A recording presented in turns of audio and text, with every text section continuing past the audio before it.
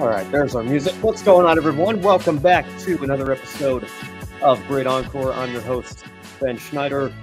Going without a microphone tonight because I moved this weekend, and I'm sure my microphone is in one of the boxes I've yet to unpack, but couldn't find it before I left for work today, so I'm here from the office. Apologies for the audio quality's dipped a little bit, but my co-host Brenden Queen seems to think that it's doable for tonight. So, Brenden, how are you? It's passable, and I'm doing fine. Hope you're doing all right. It's another Motor Monday, and also high school football starting up this week. So the madness has been well underway, but can't wait to call some Cascade Champions action. Friday Night Lights coming up.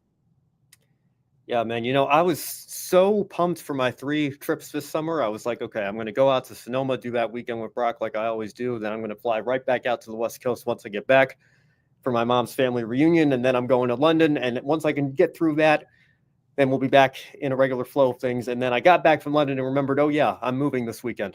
It's just a minor detail, life stressor, anxiety inducing thing that I completely forgot about, but I'm here now. The move is almost complete, and hopefully you'll see a new background soon enough with my new office space in my new apartment building in Wakefield. So you all can look forward to that. But in the meantime, we have a show tonight, and I'm doing it from the office here once again. Where's my Patreon graphic? Here we go. Want to thank all our Patreon supporters, as always, before we jump into it here. Colin Deschelle, Mark, Robin, David, and Matthew, thank you so much for continuing to invest in what we do here at the Grid Network. And if you like what you see this evening, if you like what you've seen on our other Grid programs, you've been following us here for a little while, and you want to contribute to what we do, help us continue to expand our coverage, get us to the racetrack more often. We had IndyCar Portland. We're about to have the Xfinity cars back there as well. You want to make weekends like that a more regular thing over here. There's a link to our Patreon in the description box below if you're watching on YouTube, or you can tip us one time through Super Chat if you're watching on YouTube as well, or visit Buy Me a Coffee, also in the description box below as well. Now, let's start our show tonight with a quick recap of the NASCAR Craftsman Truck Series race.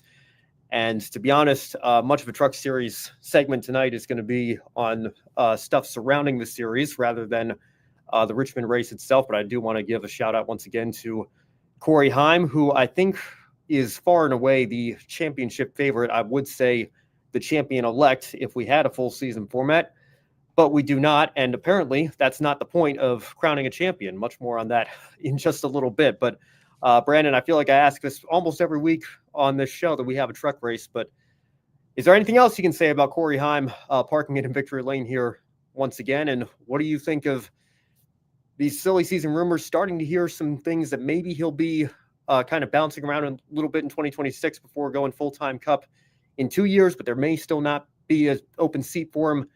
What are your thoughts on the remarkable season Corey Heim continues to be having here in 2025? Yeah, continues along with last weekend, Ben. There's really not much more you can say about the guy. He's showing everyone, look, I need to be in Cup and I need to be there now. It would be crazy to me that if he's bouncing around different rides next year, but I think the only reason for that would be is if it's the Formula One sort of scenario where there's just not a competitive spot available to him at the time. So that might be the case for 2026, but he's going to be making a lot of team owners happy. I know that because so far in 2025, it has been Heim time for most of the time. And it happens here again at Richmond Raceway. He can dominate the road courses. He can dominate most ovals you give him. He's going to be a powerhouse wherever he goes, and pretty impressive in the 2311 fourth entry as well at places that he shows up to, and he was there for Richmond as well in that number 67. Yeah, I haven't seen a lot of people talking about this, but 2311 technically running 4 open cars. Yeah, at Richmond, given the ongoing lawsuit charter situation. So that's pretty impressive in its own right, given how much of a financial loss I assume that is for that team. Of course, obviously, we don't know the exact details, but we do know it's significantly less than they would be if they were still granted their charters. But that's kind of beside the point right now. As we've talked about, obviously, there are a lot of pieces that still have to fall into place here. For silly season. One major one in the Truck Series we'll get to a little bit later fell into place here today. But like I said, in almost any other series on the planet, in this series prior to 2016, I think we would start saying what we might be saying about Brenden Queen over in ARCA. That phrase we like to use on this channel, has one hand on the championship trophy when talking about the season that Corey Heim is having. But as we always seem to do around this time of year, playoffs have not even started yet, but it always starts in August because we're talking about the playoff. I guess they've started now for the Truck Series. We know what the grid is going to look like there, but I'm talking about the Cup Series. It's already happening on that side of the NASCAR Twitter sphere as well. And I want to apologize in advance here because it's been a very busy summer, and I am crestfallen, exhausted, tired, stressed. Good to see Matthew Owens. All the above. Hey, Matthew. Yes. I saw this series of tweets, this thread. I guess, I don't know if you call it a thread, really. Mamba Smith going back and forth with different fans in the replies, talking about the championship format, because again, it's that time of year. This is what started it. A fan in his replies saying, "Work on the point system, guy 28th in points." It's a reference to Austin Dillon, I'm assuming, winning the Cup Series race at Richmond for the second year in a row. And this time he gets to keep his playoff spot because he did it mostly clean. A little bit of conversations about what happened on the radio with some Chevrolet cars maybe holding up Alex Bowman, but that's not the point of this discussion here. The point, Dylan Thompson trying to make a guy 28th in points shouldn't be competing for a championship with one win. This race and win for AD will be overshadowed by, quote, his spot in the playoffs. Mamba responds to that by saying, "The only thing I would adjust in the playoffs is making the one race in round 1 and 3 for the championship round. I'll take this format over the IndyCar championship being wrapped up with 2 races to go." So then another fan, CRAD48, responds and says, "Except that scenario of a driver clinching the championship 2+ races early only happened twice under the Ladford system from 1975 to 2003. Preach. The first year it happened with Richard Petty and Dale Earnhardt in 1987, both 7-time champions, top 5 NASCAR drivers of all time, thoroughly deserving, nobody arguing the validity of their championships. Please do your research better," he says to Mamba. Mamba responds to this one and says, "If we pull up to the last race and all someone has to do is finish 15th or better, no matter what anyone else does, that's not good." Your reference to what Brad Keselowski had to do even in the Chase era in 2012 in his battle with Jimmy Johnson. So then Torak responds, "Why isn't it good, buddy? The point of a championship is to crown the best driver. That's the purpose. It means nothing if it doesn't do that basic function, which the playoffs consistently fail to do." This is the one that really ruffled some feathers. "The point isn't to crown the best driver. It's to crown the best team who executed the best when the pressure was at its highest and the lights were the brightest." Denny Hamlin chiming in, "Oh man, yikes." I have some thoughts, as I'm sure most people thought I would, but Brandon, I'll let you go first here. What is your reaction to Mamba Smith? He's entitled to his opinion, but I think the ratio on his tweet shows that it's not necessarily a popular one. He kind of said the quiet part out loud, didn't he? So let me get this straight. The Drivers' Championship is not about the best driver. I'll read. Isn't there a reason for the team, or the owners' championship, or the manufacturers' championship? I mean, I'm just reading what he tweeted here. The point isn't to crown the best driver. The point of the championship, in reference, the point of the championship. That is what he is saying. If I read that correctly, yes. The point of the championship is not to crown the best driver. Well, at least you're honest. I mean, yeah, he's true. It's right. He's exactly right. Nowadays, with the playoffs, it's not to crown the best driver. He's not saying but in Mama's opinion, he's also saying that's what it should be. I think, ironically, he's actually being matter of fact, but he's also saying what he thinks it should be too, which is what it's produced. But or it is indeed not about the best driver. It's about those who can survive pressure when the lights are the brightest. I mean, that's what we've seen, is it not? It always comes down to your what? Your round of 4, your round of 8 at Martinsville. Who's going to be there at the right time? Who's going to dump who? And then championship 4, who's going to have the cleanest Phoenix race? That's what it comes down to. And how you get there is entertaining. It's fun to watch. I've had fun watching the championship over the years, but I'll tell you, Alex Palou's championship in the NTT IndyCar Series still feels more legitimate to me, securing it at Portland than a Joey Logano championship, or going back further, a championship won in these knockout rounds, sort of thing. Now, in the record books, that doesn't make it any less a NASCAR Cup Series championship. That's not what I'm saying. If that's the way that the championship was decided in that year, then that's your championship. That is your champion. I'm just saying I will continue to say it's not the best way to do it. And I know you've got a lot to say on this, but I'll say Mamba is saying the truth. Now, he's being matter of fact, and I don't think he actually means to be. Yeah, I mean, I thought I'd seen it all. I've seen the entertainment argument. I've seen the 2007 Patriots argument. Just because you have a great regular season doesn't mean, but you're talking about a stick and ball sport where all the teams can't play each other in the regular season. And this is a sport where every team, every driver competes against everyone else every week throughout the entire season. And so you can tally them up by points and you can determine a champion that way. But I will say this about Mamba. I give him points for honesty. I'm with you, Brandon. I give him points for honesty. And I look at this, and that's the only conclusion that I can draw. Somebody at least finally said the quiet part out loud. Yeah. With this system. This isn't about crowning the best driver.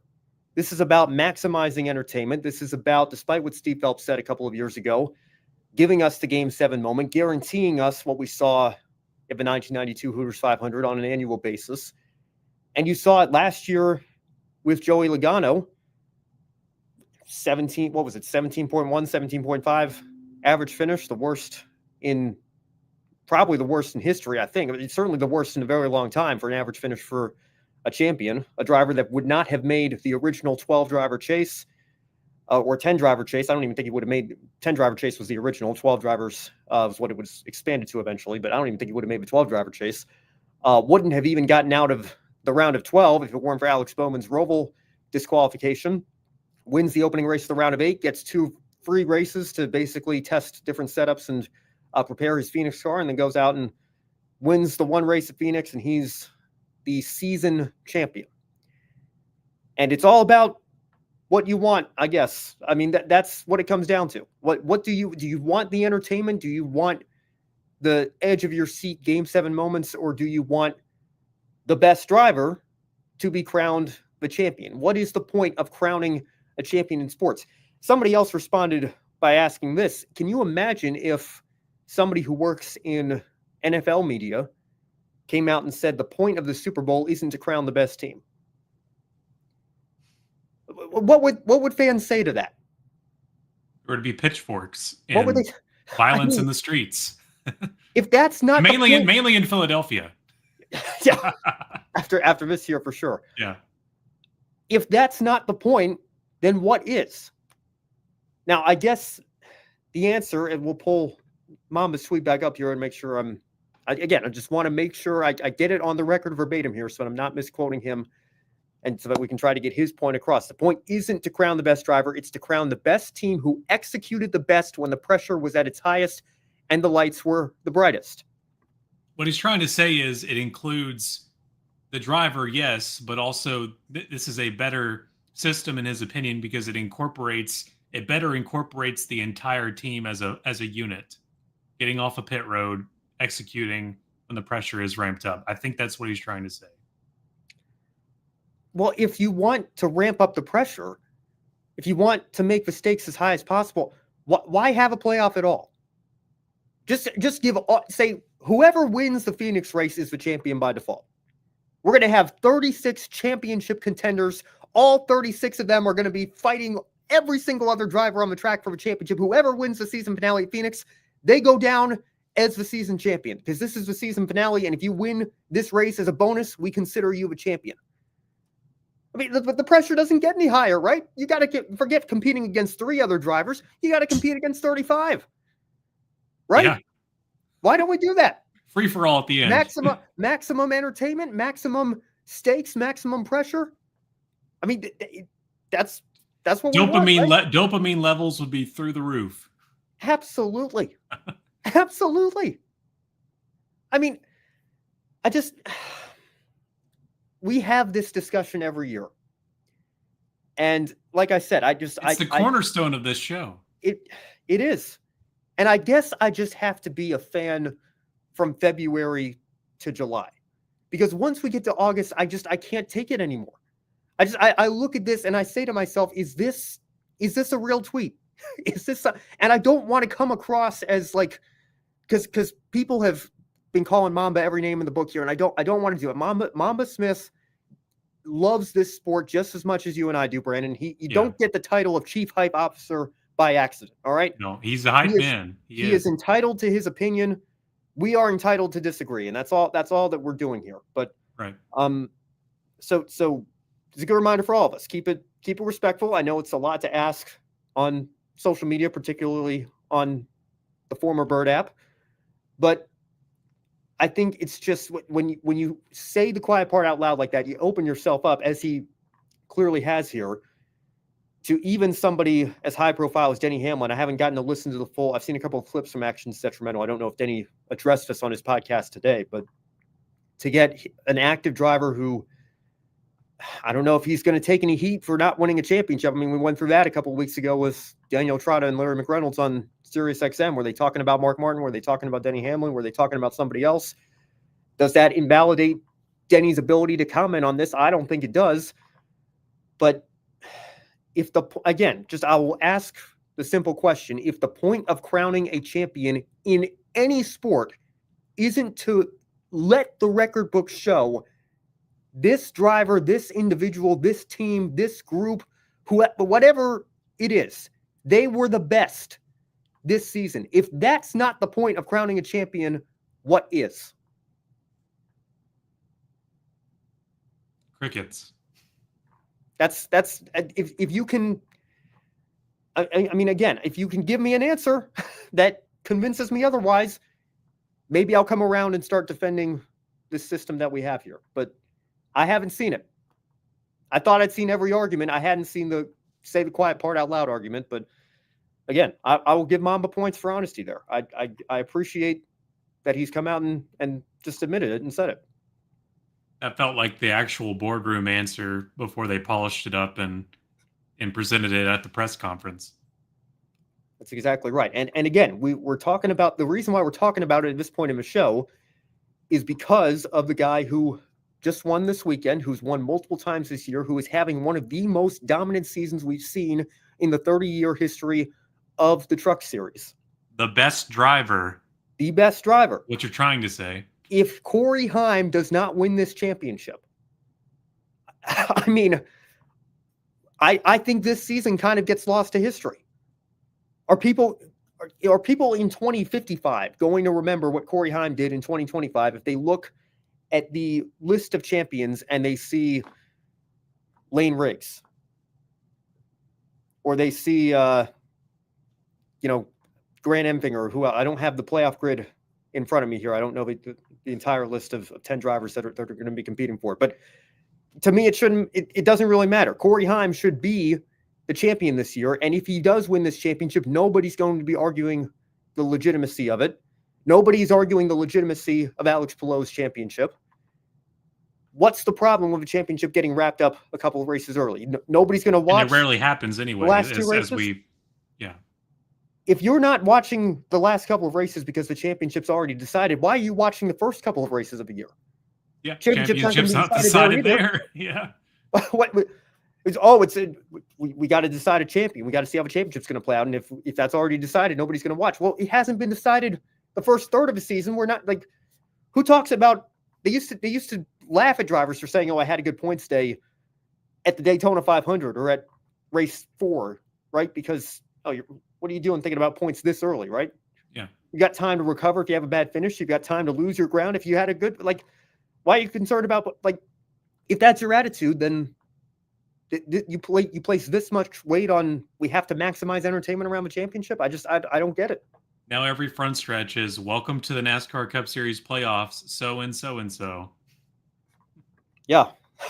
We went through that with Ross Chastain last year. Can we not say we won the Daytona 500 anymore? What is it not enough to say you won? You won at Sonoma? I mean, yeah. I mean, again, I'm just looking down this list of names here. Lane Riggs, Chandler Smith, Daniel Hemrick, Tyler Ankrum, Raja Karuf. They've all won races this year. They've all had pretty good seasons. Ty Majeski, Grant Enfinger, Caden Honeycutt, Jake Garcia, they haven't won races this year, but that doesn't matter because the driver we're about to talk about just proved that you don't have to win a race to win a championship in this series. If any one of those drivers wins the championship other than Corey Heim, I'm sorry, I don't think that's the point of crowning a champion. Yeah, I think the point is to crown the best driver. Not buying it. I think that's the point across the board in all of sports, but that's my opinion. Mamba is entitled to his opinion, but I just want to let everybody watching this know. And if you're a regular viewer of the show, you already know what I'm about to say. But if that's how you feel, if you side with Mamba in this argument, then you and I are diametrically opposed in terms of what we think the point of crowning a champion in sports should be. I'll just leave it at that. Catch up on the chat room here. Oh, gosh, Matthew. Should have been here already. Yeah. The point of the Super Bowl is clearly to show Taylor Swift, the Kelsey family, and Mahomes getting decapitated while ESPNers right while he's the GOAT as he's down 31-9 or 40-6. I got to tell you, I'm really conflicted as an Eagles fan because I love Jason Kelsey and I hate Travis Kelsey, and I really just don't care about Taylor Swift. It's kind of like whatever. So I'm like, should I listen to this podcast episode? Should I not? I don't know, but I would like to thank Pat Mahomes for stat padding in the Super Bowl because it made Tate McRae's score of 40-22 prediction actually come true instead of 40-6. But that's the real score before the Eagles pulled their starters. Let the record book show that here. Could Denny Hamlin win the Tour Championship this weekend? I got to confess again, I'm a much more casual golf fan. I really only watch 4 times a year for the majors. So I'm seeing the discourse in terms of the FedEx Cup playoffs or whatever they're still called. I assume FedEx is still the title sponsor, but that shows you how much of a casual I am. I don't even know that for sure off the top of my head, but right. Per that format has been in the news again recently, people comparing it to what we do here in NASCAR. But again, this came up as well. Mamba, I think, followed up in another tweet. I don't have a screenshot here, but he said, like, this isn't like tennis or golf. And I was like, well, wait a second. Isn't golf kind of the best sport to compare it to here? Because you have an entire field of individuals on a leaderboard competing at the same venue on any given weekend. And you can rank them based on how they finish in each tournament and determine a season-long champ. I mean, I feel like golf is the best sport to compare. It's still not an apples-to-apples comparison, but I feel like it's a more accurate comparison than your 2007 Patriots or your 2016 Warriors record-setting regular seasons, and then they don't win the championship. I think the PGA is a much fairer comparison in that regard. You know what? I will stop criticizing folks for comparing comparing NASCAR to other sports during the broadcast. I will give a free pass if you start comparing it to golf because that's about the closest you can get as far as apples to apples. I don't know if I'm going to give them a free pass, but I will give them I will take it over the 2007 Patriots. I'm sorry, the 2007 Patriots. It is the absolute worst argument that you can make as a playoff defender, and I will die on that hill as well. And we don't need to get into that because we've gotten into that a lot of other times in this show here as well. Denver, good to see another one of our regulars in the chat. See how the Supercars playoffs goes. Maybe NASCAR can follow Supercars playoff system, e.g. Supercars don't have win and you're in BS there. Yeah, I mean, again, I go back to what Harrison Burton did at Daytona last year, and people celebrated that as a feature of the. Charlie Krall said, "I think this is a feature of the system rather than a bug," and I was like, you know what? And I don't know exactly where Charlie stands in the playoffs. I assume he's not like the most ardent defender of them, because if he were, I would assume maybe ARCA would have brought the playoffs into that series by now. But I mean, he's, again, I just come back to what Mamba's not wrong. I don't think Charlie was wrong either. I think it is a feature of the system to have.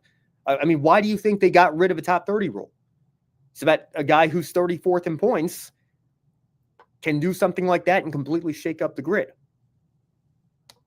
It's absolutely a feature of a system. And Adam siding with Denver there.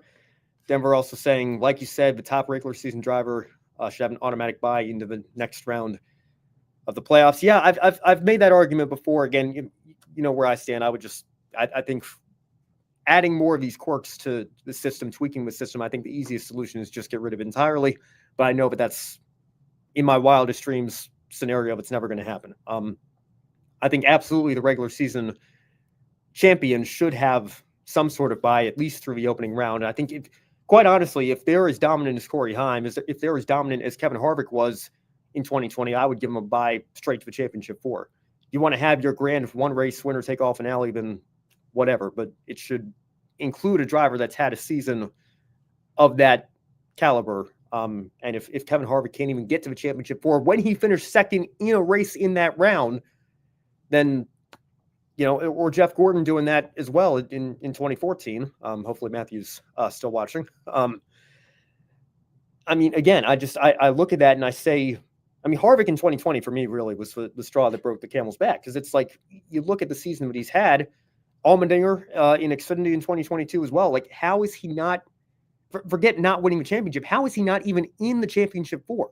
That's what I really couldn't wrap my head around, because for a little while I was like, okay, well, like Martin Truex Jr. in 2017, like if he didn't win the championship, at least he got to the championship 4, and he was so clearly and obviously on a completely different level from everybody that year that, yes, he's going to go to Homestead. We know he's going to go to Homestead to have a shot at a championship.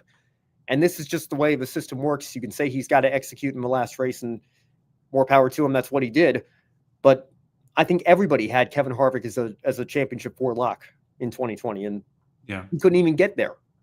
I mean, even in the era of playoff points and stage points and finishing second, coming up just short of winning his way into the championship 4 that year, like, I mean, again, just what are we doing?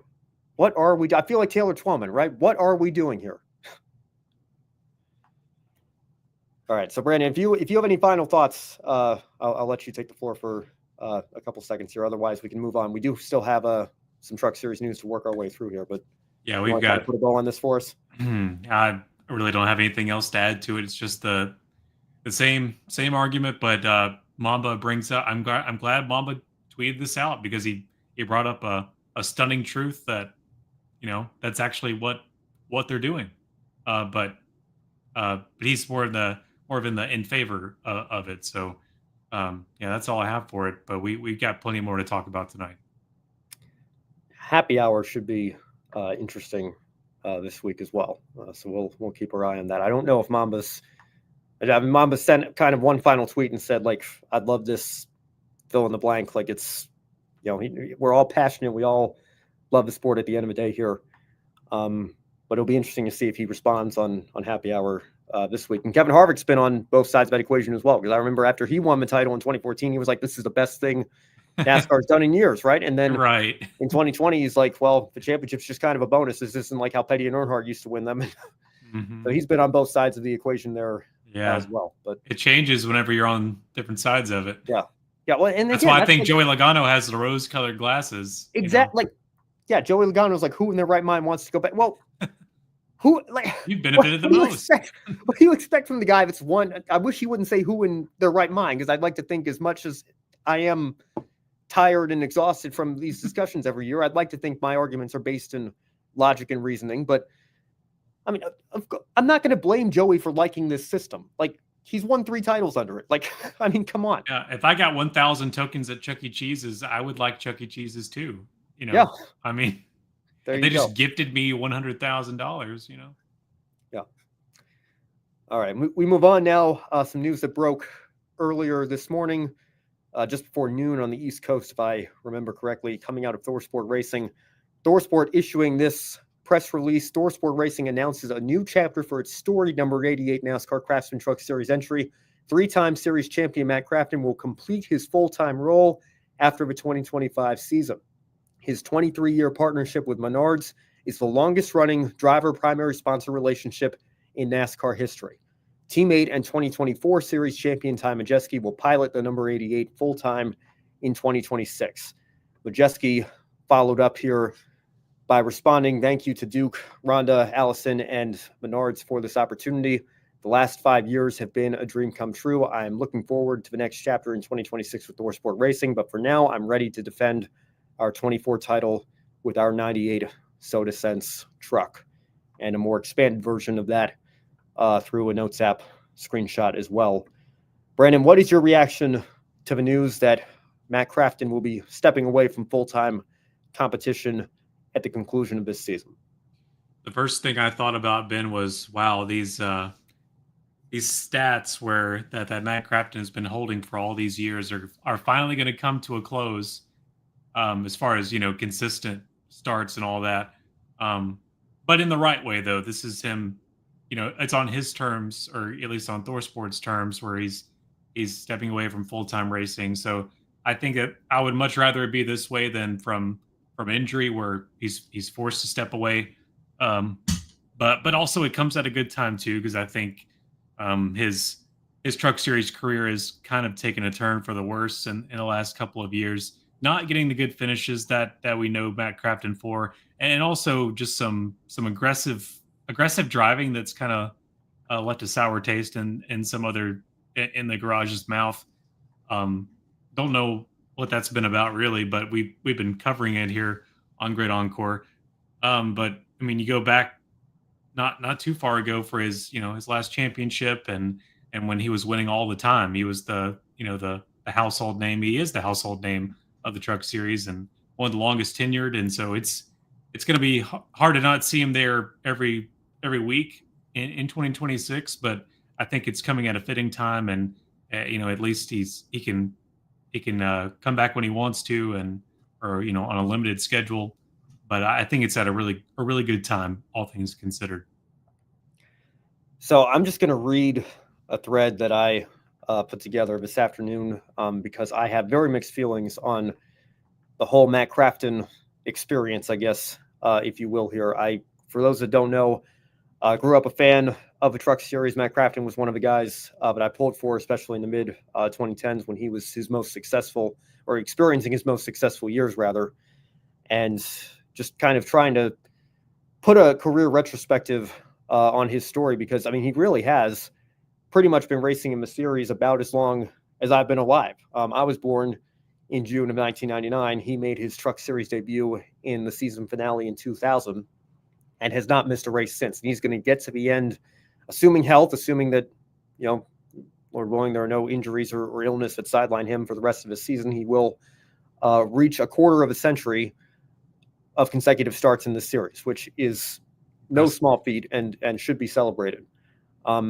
Having said that, I think, to your point, Brenden, this is probably coming at the right time. And so let me just read what I put out there on X earlier this afternoon. I both love and hate Matt Crafton's story. Full disclosure, Crafton was one of my favorites watching the Truck Series growing up. It's hard to articulate my feelings this afternoon, but I'll do my best in the thread below.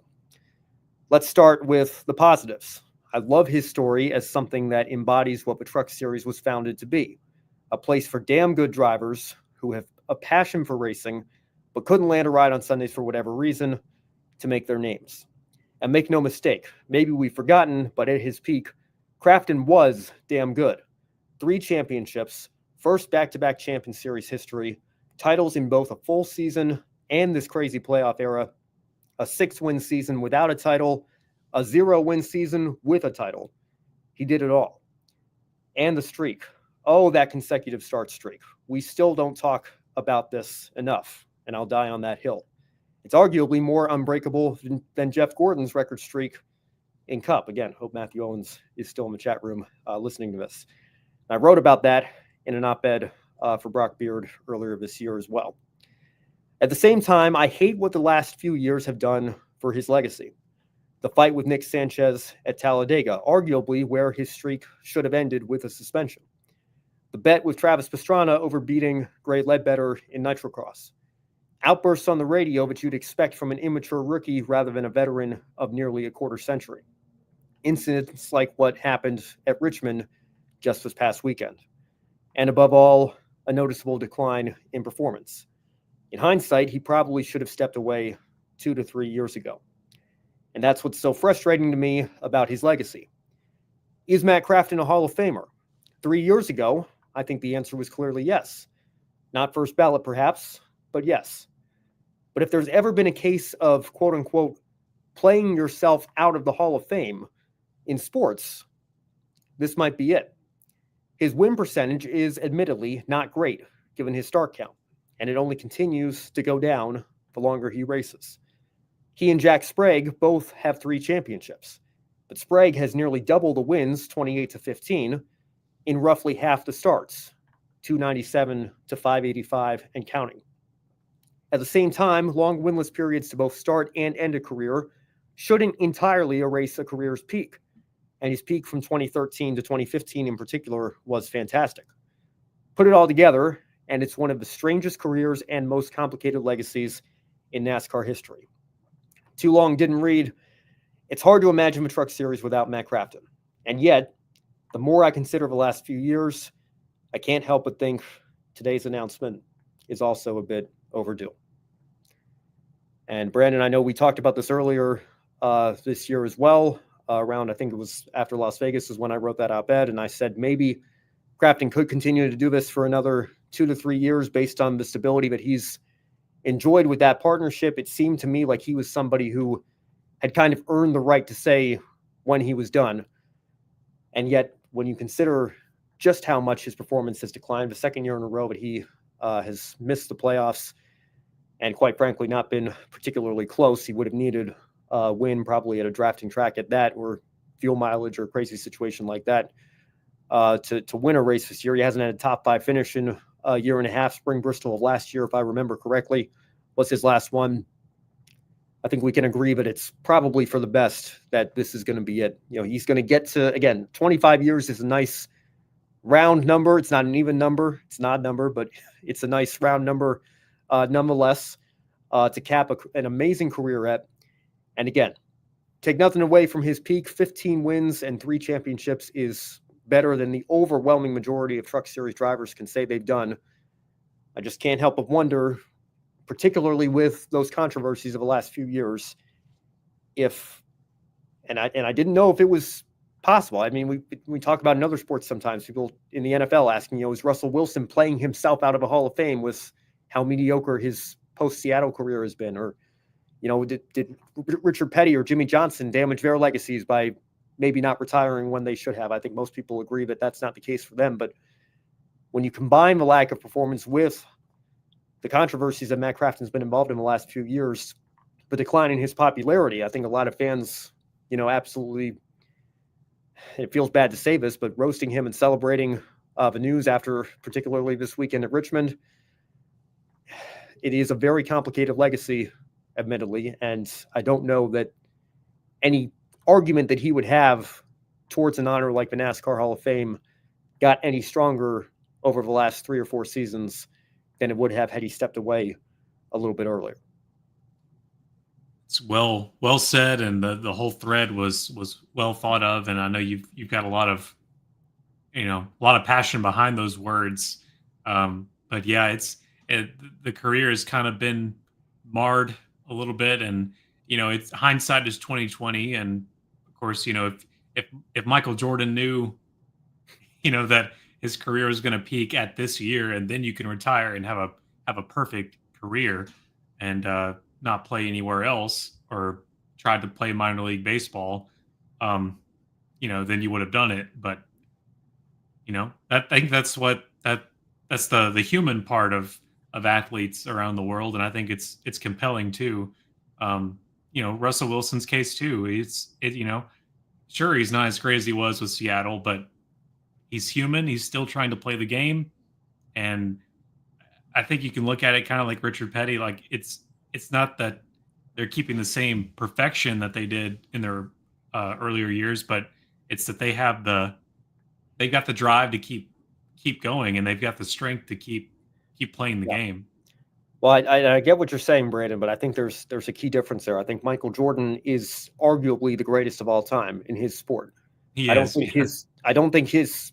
I mean, in hindsight, yes, he probably should have never come back after he hit the shot to win the '98 finals, and that would have been the perfect second ending to his career. I know he retired the first time and went to play baseball there, but as mediocre as those 2 seasons with the Wizards were, I don't think that ruins his I don't think it adds to his legacy particularly, but I don't think it does anything to damage it either.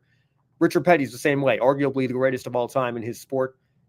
Jimmy Johnson, arguably, I mean, you could make an argument for, I'd say, about 5 different guys in NASCAR Cup Series competition. Richard Petty and Jimmy Johnson are among them. I don't think Richard Petty's lack of wins from 1985 to 92 did much to damage his legacy because of how great he was. I don't think Jimmy Johnson running around in that open legacy car in the 84 car or not winning his last couple of years with Hendrick really did anything to damage his legacy. He's a 7-time champion. You can't take anything away from that. Matt Crafton does have 3 championships, but I think he's a lot more like a Russell Wilson in that sense. He had an amazing few years at his peak, a fantastic prime, but you're not necessarily going to list him. Like, nobody, I think, really is going to make an argument for Russell Wilson as the greatest quarterback of all time, right? I think consensus is probably Tom Brady, but you could maybe make an argument for the Joe Montanas and Peyton Mannings of the world, or a couple of other alternatives. I don't think Russell Wilson is one of those alternatives. I mean, Joe Flacco is going to be quarterback for the Browns. Like, yeah, his career with Baltimore, I mean, should have ended there. It's kind of the same thing. Yeah, that's the argument there. Truck series wise, I think the best truck series driver. I mean, you can maybe say, I mean, Kyle Busch is an interesting because of his wins total. I don't know if he's ever going to run a full truck season. That would make his legacy in the series even more interesting there. But I think in terms of truck series drivers, it's probably Ron Hornaday Jr. But you can maybe make a case. Mike Skinner was the first champion. He won 28 races. Jack Sprague's a multiple-time champion, won 28 races. Maybe there's a couple of alternatives there. I don't know if Matt Crafton is quite at that level there. And then you see what Corey Heim is doing. I mean, even if Corey Heim goes and has a career on Sundays for 15, 20 years, I think you can look at Corey Heim and say, well, boy, when Corey Heim was in the truck series and he stayed for a solid 3 or 4 years, he was really good. One to beat. And that's why I hope and pray that he can cap this up to what we spent the beginning part of the show talking about. I hope that he wins this championship because, quite frankly, he's the only one that deserves it. And if we look back at his truck career without a championship, it's going to be crying shame. But, I just don't know if Crafton is quite in that tier. He had a much better career than, again, the overwhelming majority of truck series drivers could say they have. They would dream of winning 3 championships. They would dream of visiting victory lane 15 times. But you compare his win count to his start count, and the team that he's been with all of these years probably should have about twice as many wins as he does. He probably should have had a longer peak than he did. If he had those things, then maybe he would be in that conversation. He has the 3 championships, which is, not anything to be ashamed of, obviously, but it does leave you wondering what it means for what, again, I think is one of the most complicated legacies in the history of our sport. So we will leave it there. Invite others to chime in the chat room if they have any thoughts, or in the comment section. In the meantime, we'll move on here, and we'll continue, of course, to monitor the Thorsport racing situation as well. Ben Rhodes also, just thinking about who might be in line to become the next Truck Series Ironman. We forget how long Ben Rhodes has been around, but he had a down year as well. He's a 2-time champion. I think it's playing out very similarly, ironically enough, to how Crafton's career played out, and it will be interesting to see how long Ben Rhodes is in the series as well here. But that's a discussion for another day. In the meantime, we move on now to the ARCA Menards Series on the dirt at Springfield this weekend. I want to say congratulations to Brent Crews on picking up the win with Nitro Motorsports. An interesting ride sort of situation there. Brent moving over to the Nitro team for this race. And we continue to look forward to what that program is going to look like next year once the Venturini Motorsports acquisition is a little bit more complete. Tough break at the other end of the results sheet for the Venturini teammates, Isabella Robusto and Lawless Allen. The last car article coming in the next couple of days, recapping their races. Unfortunate deal for each of them. Would have expected it to be one of the Start and Park teams, or usual Start and Park suspects, I should say, in that last place spot, particularly at a track like this. But God bless Brad Smith. He saw an opportunity and decided to take it and run the full race, and came away with his second top 10 of the year, fourth top 10 in his ARCA career. Now, more on that and a couple of other drivers in my one shining moment a little bit later on in the show. So, Brenden, if you have any thoughts on ARCA, you can feel free to give them now. Otherwise, we'll move on to a couple of other news items as we wind down the show here. But any thoughts on the ARCA results here? Oh, all good. All right. Well, in that case, I know you have thoughts on this first news segment that we've got here for everybody. So some major breaking news today in the Xfinity Series.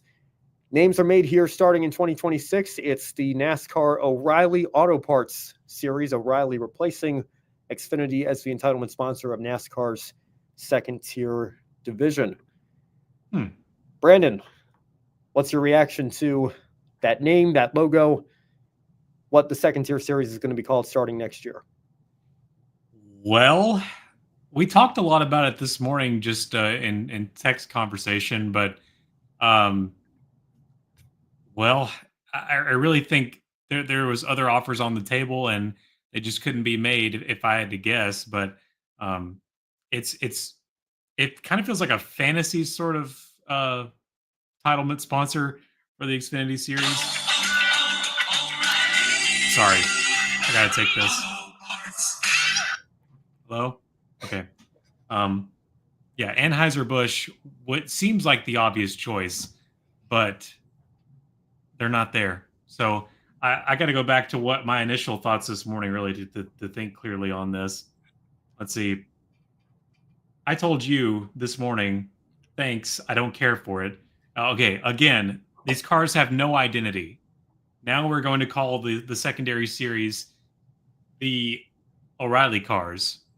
Because right now, I mean, we say the Xfinity car. He's going to drive in an Xfinity car this weekend. Now he's going to drive an O'Reilly car this weekend. In the Busch Grand National or the Grand National Division's history, so far we've just had one name series titles: the Busch Series, the Nationwide Series, the Xfinity Series. You got to have that one name magic. And so it's going to be a little bit of an adjustment for three names or three words in the name: O'Reilly Auto Parts Series. And looking at our script here, we can already see that we're going to be watching Nope operas on Saturdays, if you will. So for stat nerds, we're going to see now the NOAPS as opposed to like the Minx when we had the Monster Energy NASCAR Cup Series, the Nopes. So on the positive side, though, I will give the positives. This is getting back. It is getting back to the roots, because this is I'm glad it's a company in the automotive industry, right? Getting back to that. It kind of feels like something you would have found like a late model tour in the 90s. That's just in the Southeast would have been called the O'Reilly Auto Parts Weekly Series, or something like that.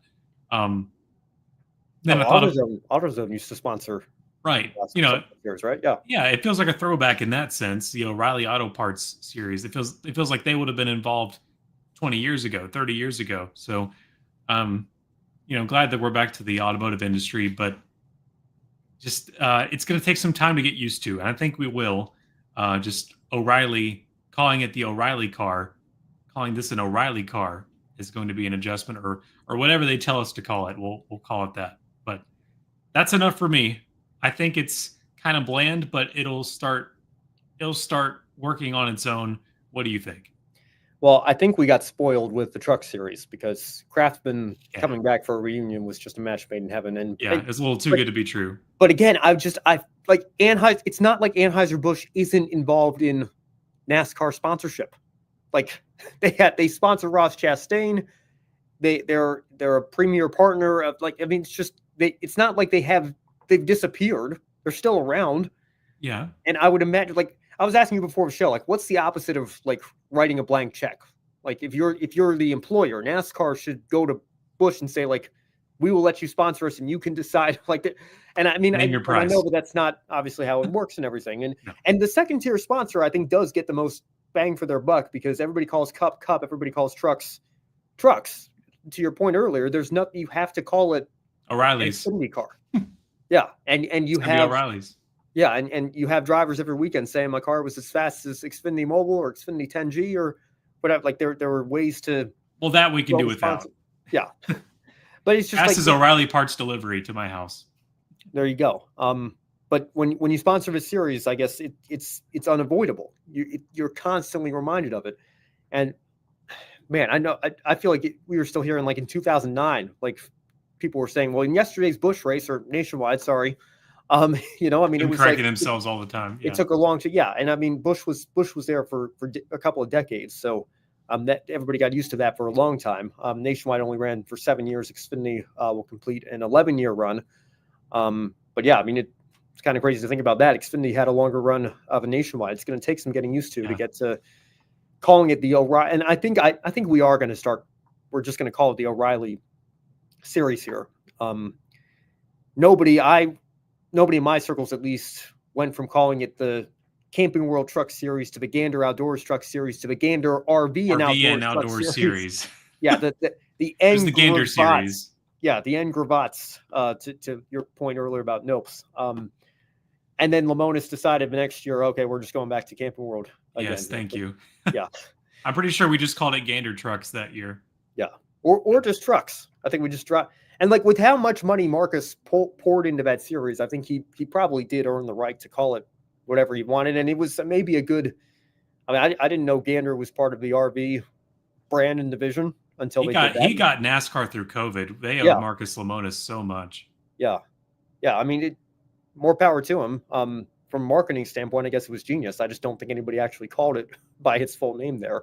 Yeah. They're like, oh yeah, they put the RV in the name this year. So we'll see how it plays out here. We'll give everybody one more final look at that there. Mm-hmm. The green is going to be an interesting sort of vibe there. I don't know. Yeah, it does kind of remind you of the Monster era for Cup, which only lasted for 3 years. But yeah, definitely going to take some getting used to there on that side of things. Yeah, it kind of feels like one of my other thoughts for you earlier this morning was that would have been a good look for a Goodies Dash series, but not the Grand National division. I was a little more sour this morning. I've kind of been mellowing over it as the day has gone on. But yeah, earlier this morning, I thought that kind of name would be better for it kind of also gives some ARCA Remax series sort of vibes, like having that many names or that many words in the title. O'Reilly, Remax, they kind of feel similar, but O'Reilly Auto Parts, sure, yeah. The good news is that this would all be remedied though if O'Reilly Auto Parts did some major activation, because they're everywhere. They're kind of like Dollar General around the Southeast. They're everywhere. So if we can get O'Reilly Auto Parts to, I'm talking die-cast pop-ups, put all the stuff, be like Hy-Vee, do what Hy-Vee does, put everything in the store, and do even more than Craftsman is doing. See, Craftsman, I think the last time I checked, I think Craftsman is just a thing is a brand you can get inside of Lowe's.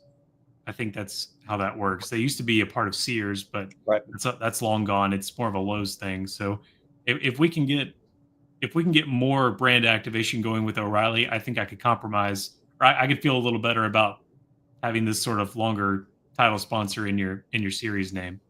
Sure. All right. I apologize if there's a light background noise that's started on my end. I think Physical Plant is vacuuming the common area right outside our office here. This is a live show, and this is sometimes the drawback to not being fully moved in and having to do the show from the office, or not having an AC in your office at home and doing it from the place. It's pretty quiet. You're good. Okay. Yeah. Sounds good. Yeah. I don't even have a mic. Maybe this is a positive to not having a mic tonight. Maybe it's not picking up the sound as much. Right. Normally would here, but we're getting through the show here. We made it through the first 55 minutes almost, and we'll get through the end of it here. We're much closer to the end than the beginning, and they'll be out of here soon enough, I'm sure. One final piece of news tonight. Sorry, Brenden, were you going to? Yeah, I was just going to say conclusion. Saturdays on the CW next year are going to be no operas, and I'm going to keep that. There you go.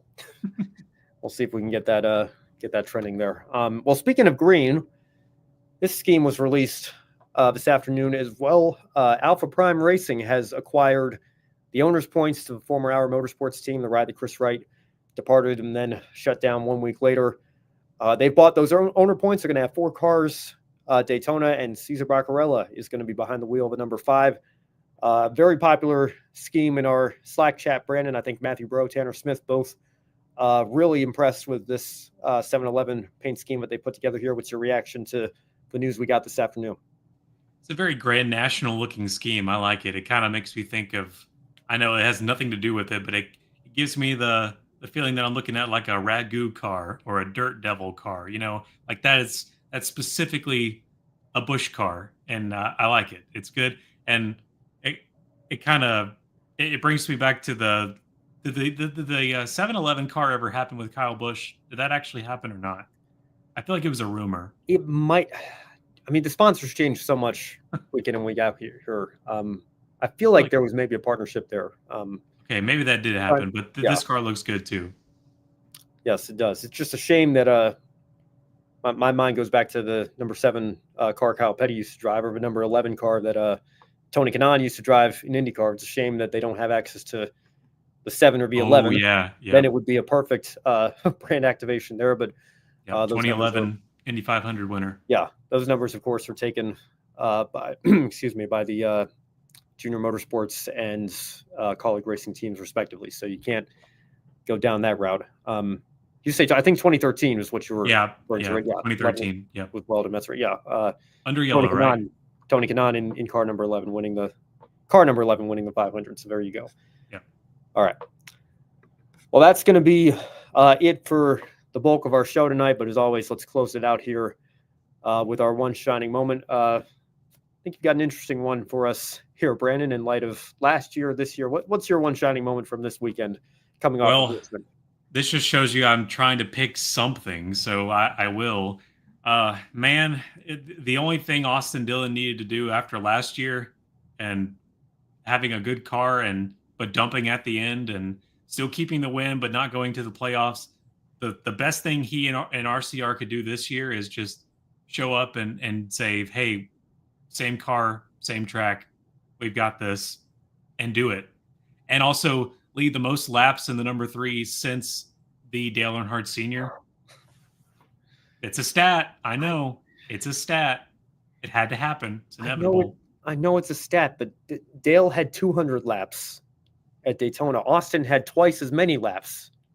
He still could only tie him. He couldn't surpass him.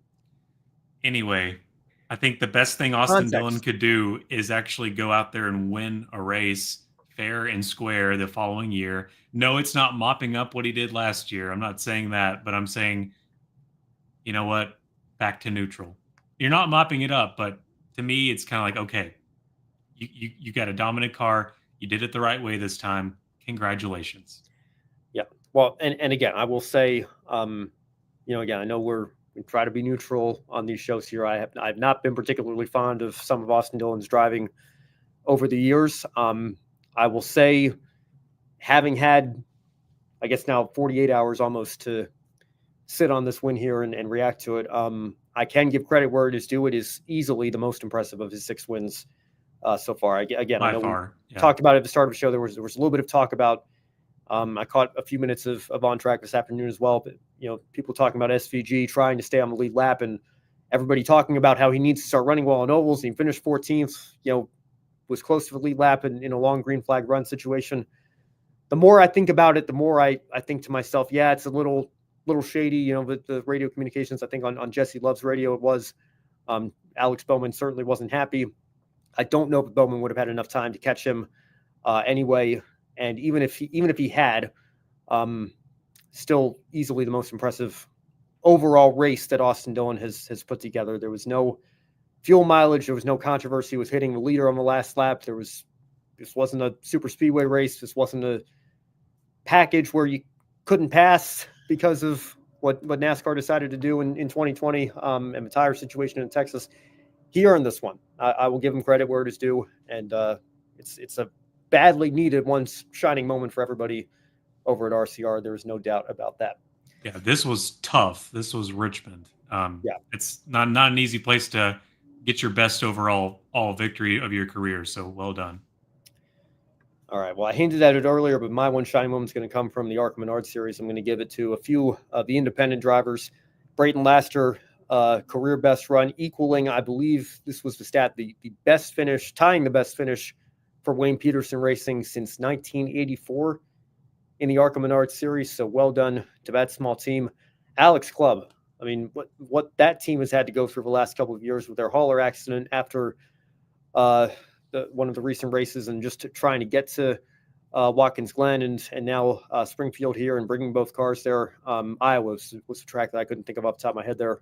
But just for them to be able to reorganize and regroup everything and come out, and for him to say he was disappointed with an 8th place finish. I mean, I know the sport can rip your heart out sometimes, and he's been through a lot, but listening to his front stretch interview, I couldn't help but think, man, you can hold your head up here. You've got a lot to be proud of. Just the fact that you're even making these races after what happened with your team is a testament to their resilience, and to be able to come out and finish him in top 10, bring it home in one piece. That's a great run for him, as it is for Brad Smith. Like I said, it is not often that we get to talk about him finishing him in top 10, but more power to him. He ran the full race, and I think, unironically, one of the best drives of his career to only finish a handful of laps down, given how old his equipment is, how old his tires were, and just everything that the lack of resources that a team like his has compared to, excuse me, the Nitros and the Revs and Venturinis and Joe Gibbs Racings of the world, especially. Job well done for Brad Smith, no doubt. Certainly all three of those drivers worthy of a one shining moment after this weekend at Springfield. So that is going to do it for our show tonight. Thank you all so much for tuning in. And again, I'm sorry, this is just one of the drawbacks to doing a live show from the office. I think the vacuum's getting close to my door here, but hopefully they don't try to come in. As we close out the show tonight, I want to thank our Patreon supporters one more time as well: Colin, Michelle, Mark, Robin, David, and Matthew, for investing in what we do here at the Grid Network. If you like what you saw tonight, you want to consider joining them. There's a link in the description box below.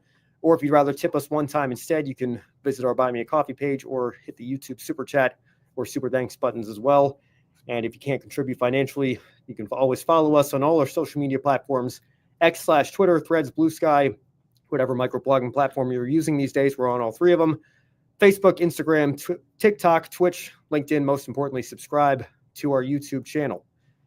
Now, taking a look at our upcoming schedule, Grid tonight's going to look a little bit different this week. Matt White is going to be off. Kobe Lambeth and Josh Birch will be holding down the fort for him, as well as, I believe, Tanner Smith filling in. We'll have co-host either way here. I mean, the way this week's been going, the way news has been breaking, maybe I'll even decide to hop on here. We'll see, but stay tuned for that on Wednesday night. And our new pre-race show format as well. Again, a little bit of a different schedule with a Saturday night race, weather permitting, of course. It is Daytona. So stay tuned for that. And then we will see you right back here once again on a 167-hour break. It's been a while since I've been able to say that, but we're getting back into a regular flow here on the Encore show as well. Brandon, do you have any final thoughts before we sign off for the evening? Well, we're about to get to our annual regular season champion picture, where he's awarded an automatic playoff entry and 15 bonus playoff points. It's also, we get to head back to Daytona again. There you go. Where anything can happen and everything can happen. I just hope everybody stays safe. All right. Well, on that note, let's flash back 1 year ago to what I said on this show after Austin Dillon won last year at Richmond from a very low position in the points. We didn't know at the time that he was going to be kicked out of the playoffs as part of the penalties for how he won that race. But take a listen to what I said just a couple of weeks before the Daytona race in 2024. Well, I don't know. I mean, maybe, no disrespect, maybe Harrison Burton wins Daytona and maybe Austin Dillon doesn't finish 16th in points. I don't know. Well, of course, what happened a couple of weeks later, the guy that was 34th in points shook up the entire playoff grid. So I'm just going to tempt fate here. I'm going to put it out there.